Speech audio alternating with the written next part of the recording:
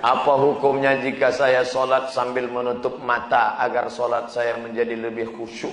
Apakah ini tak boleh Pak Ustadz? Sebab dulu saya pernah tanya hal ini pada dosen agama, katanya ini tak boleh karena dianggap tak sopan pada Allah. Sementara jika mata saya terbuka, saya sulit untuk khusyuk. Adakah solusi untuk saya Pak Ustadz? Thanks.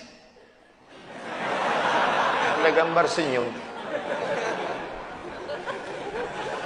Titik 2. Sekarang saya mau menunjukkan beberapa riwayat sahabat Nabi itu solatnya pejam mata atau buka mata. Jangan jawab. Nabi jadi imam, sahabat di belakang. Ketika sedang solat, Nabi buka selopnya, sendalnya. Waktu itu Masjid Nabawi pasir. Nabi buka selopnya, semua sahabat yang ada di belakang membuka selop. Kira-kira sahabat di belakang pejam mata atau buka mata? Buka, karena kalau pejam mana dia tahu. Uqtulul aswadaini fi shalah, bunuhlah dua yang hitam ketika kau sedang salat. Allahu akbar. Lewat dua yang hitam. Apa yang hitam itu? Kalajengking dengan ular. Bunuh.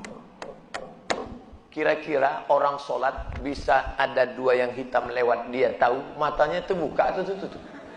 Terbuka. Kalau tertutup, tiba-tiba udah tegak anaconda. Nah, terbuka.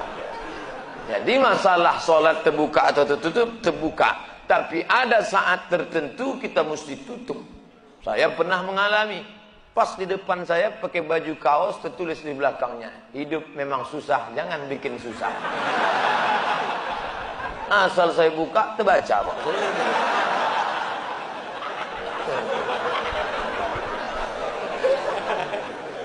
Jangan sholat ke masjid pakai baju bergambar-gambar, bertulis-tulis, pakai baju polos. Gambar. Sudahlah hari Jumat, besok terlambat datang, datang ke tengah, tulis di belakang. Emang masalah buat lo? Kita bukan cerita sah tak sah, tapi efek pengaruhnya terhadap ibadah. Bagaimana pandangan Islam yang baik dalam mencari pendamping hidup seorang istri? 4 orang Pak Ustaz, sifatnya 4. Tungkahul mar'atu li arba', perempuan dinikahi karena 4. Apa yang pertama? Lima liha, karena kaya. Kenapa kau nikahi dia? Gimana lah Pak Ustaz, aku tengok cincinnya 3 biji. Kaya, tak salah. Wali hasabiha, kenapa kau nikahi dia? Keturunan Pak Ustaz, darah biru. Payah kemarin waktu cari donor darah, biru darah. Yang ketiga, wali jamaliha, karena cantiknya. Rambutnya bak mayang terurai, pipinya bak pauh dilayang, alisnya bak semut beriring, bibirnya bak delima merekah. So sweet. Walidiniha, karena agamanya. Fazfar bidzatiddin, pandang karena agamanya. Kau nikahi karena sukunya. Berapa banyak orang melanggar pantangan suku, dipecat dari suku. Kau nikahi dia karena kayanya, hartanya hilang melayang, kau tak suka lagi.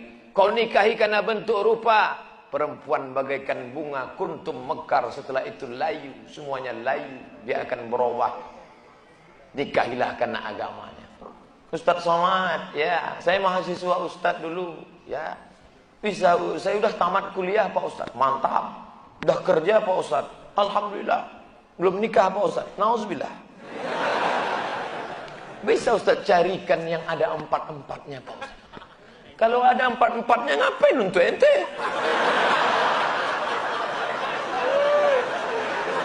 Man talaba akhan bila aibin baqiya bila akhin. Siapa mencari kawan yang tak bercacat, seumur hidup tak akan berkawan.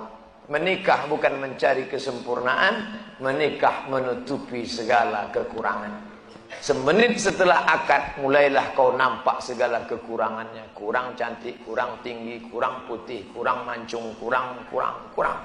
Maka setelah nikah, kau tutupilah segala kekurangannya. Setelah dapat, inilah dunia akhirat Pak Ustadz. Jangan lagi matamu liar kemana-mana.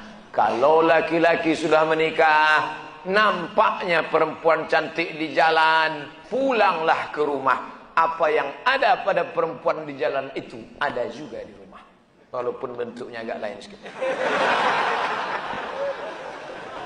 Bagaimana Ustadz menjaga kesehatan begitu jadwal padat? Tadi masuk WA ke sahabat kita, apa kata dia? Kalaulah Ustadz Somad itu made in Jepang, sudah lama rontok. Lalu apa yang Ustadz minum, apa yang Ustadz makan? Semuanya doa jamaah. Cobalah tengok di YouTube, di Twitter, di Facebook, di BBM, doa jamaah. Amin, amin, amin, amin, amin. Semoga Ustaz sehat, semoga Ustaz istiqamah, semoga doa menumpang tuah pada doa, mulut-mulut, tangan-tangan yang soleh. Mudah-mudahan kita bersatu dalam kebaikan insyaallah. Berapa takbir Idul Fitri Pak Ustaz? Berapa hari? Dari mulai tenggelam matahari sore, petang, malam takbir sampai sore tanggal 13. 10, 11, 12, 13. Allahu Akbar, Allahu Akbar, Allahu Akbar. La ilaha illallah, wallahu akbar. Allahu Akbar walillahil hamd. Sampai jam 2 malam suara tak serak-serak. Begitu ditengok, rupanya flash disk.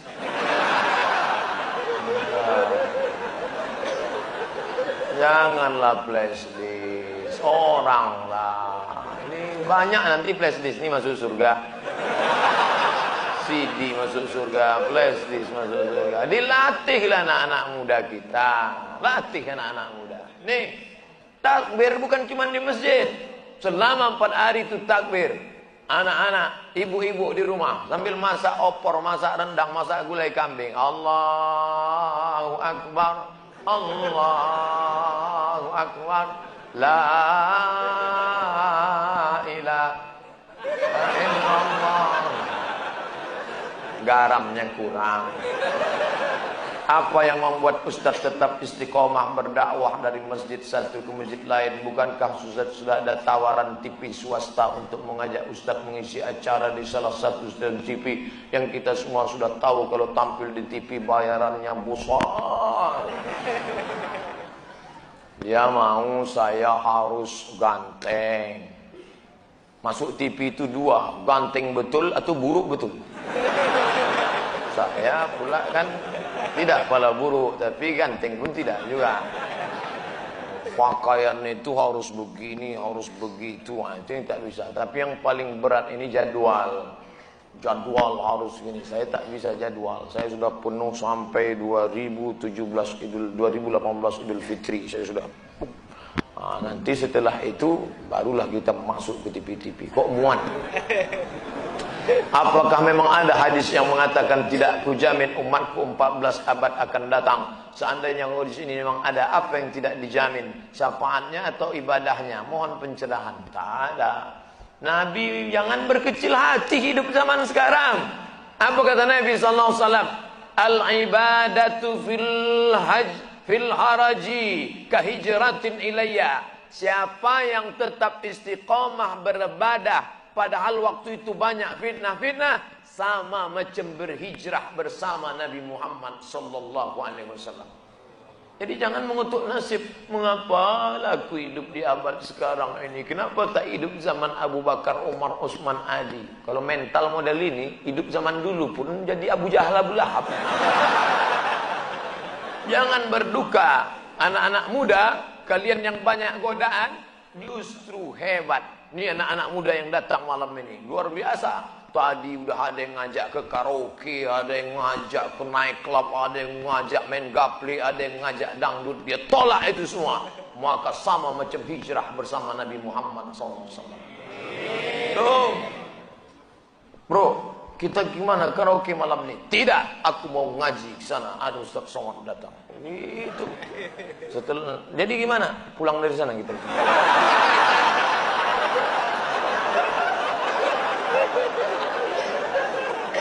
Ada suatu hadis yang mengatakan bahwa menikah itu adalah sunnahku.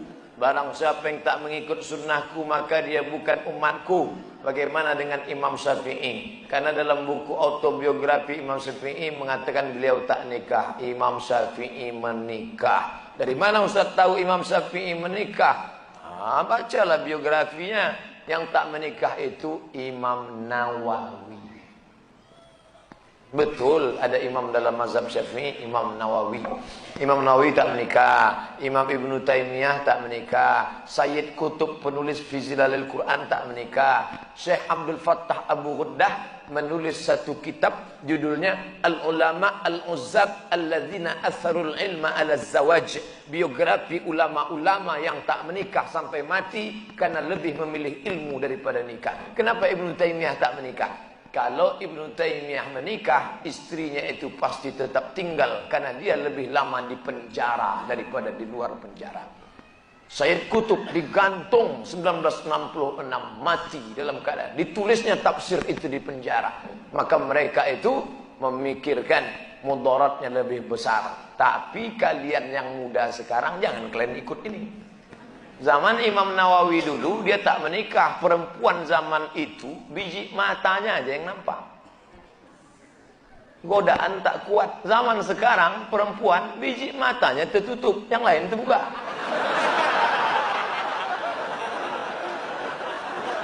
Jangan jadi berubah zaman. Jangan aku mau ikut Imam Nawawi aja.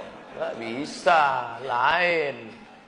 Lain, tak bisa. Godaan luar biasa. Ini saya mau pulang nih, godaan yang paling terberat nanti jumpa pramugari lah.